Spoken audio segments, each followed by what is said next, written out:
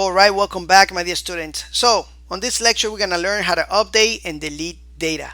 All right. On the last lecture, we persisted some data. We created an object. We played around with Tinker a little bit, right? So we created an object, even not persisted, and then we persisted. It means that we went ahead and put it in the database table. That's fine. But what I want to tell you is that sometimes you might see that my information might be different from the last video, whatever information I have on the table. And I just got to tell you, just focus on what you're learning. So if I told you on the last lecture that you were going to learn how to update and delete, focus on that. Don't worry about what kind of data I have in my table or if it's different from yours. Do not worry about that. Just worry that we have data in the table and worry that you're going to learn how to update and delete on this lecture, okay? Because sometimes I have to come back to the lecture and delete certain data because my computer can fail, my internet could fail, the editor could fail, and I have to delete constantly and change the data inside there to kind of have things going for you guys to see working. Okay, so anyway, let's go to PHP Tinker. Let's go to Tinker real quick. So PHP Artisan Tinker. Let's create a variable to hold the object that we are going to be finding. So we're going to find the post. So we write the namespace, right? And the two colons to say we're going to create define a method that actually write a method that we have already called find, and we're going to find record with ID number 3 if you have one. If you don't have it, find whatever record you want. We're going to get the object and we are going to update its properties. I'm going to update this and I'm going to say updated record with ID 3. Okay, enter. Okay, it's not in the database yet. All right, I just wanted you to see that. So now we are going to, I just press my up arrow key in my keyboard and we're gonna update the content. Updated record content with ID 3.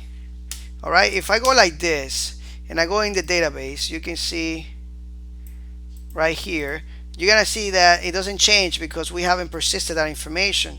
So in order for us to persist it, we're gonna say post, save, enter, and it says true right here. That means the data is persisted. If I refresh it, you can see that that has been updated. And the great thing about it when you use the save method is that the created at and the updated at are entered automatically for us. Okay, so now we know how to update data, right? Now let's learn how to delete, and I'm going to show you something right now. And what's going to happen is I want you to pay very close attention to this field right here. Remember that we have created this functionality. When we try to delete an item, it actually doesn't get deleted, it gets to trash. So we won't be able to actually delete the item normally, right? So we have to use special function to delete it permanently. Right now, if we try to delete this record with ID number 3, we're gonna have a date here, right? So let's try that real quick. We still have the object, right? Let's see. Delete, enter. You can see that it's true. So we still have the object with ID number 3 there. And refresh. And you can see that the object is still there, that record, but we have a date. That means it was self-deleted. So that means it was trashed. Now let's see if with Tinker we can pull it and delete it permanently. Let's see if that could happen. So post, and let's do this real quick. All right, space, and we're gonna say post and only trashed. Only trashed. Okay, let's see that. If I say only trash, enter.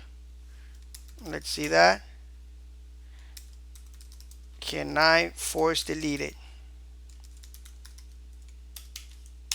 Enter. It says 1. Let's go here and check it out. As you can see, the record has been deleted. All right. So with Tinker, we can do the same thing that we can do basically with our application with routes. We can use the same methods and we can property. But the good thing with Tinker is that we can play around here first before jumping into creating a route and doing all kinds of crazy stuff in our application, that sometimes is a little hard to do, right? Because we're short on time sometimes. So it's pretty cool to have a tool like this that we can use. All right. So anyway, I hope you had a lot of fun with Thinker. It's a lot of other commands that you can try it out with Thinker. And I suggest for you to go to laravel.com and find out some more information about Thinker if you want to play around with it a little more. All right. Anyway, thank you so much for watching this, and I'll see you in the next lectures.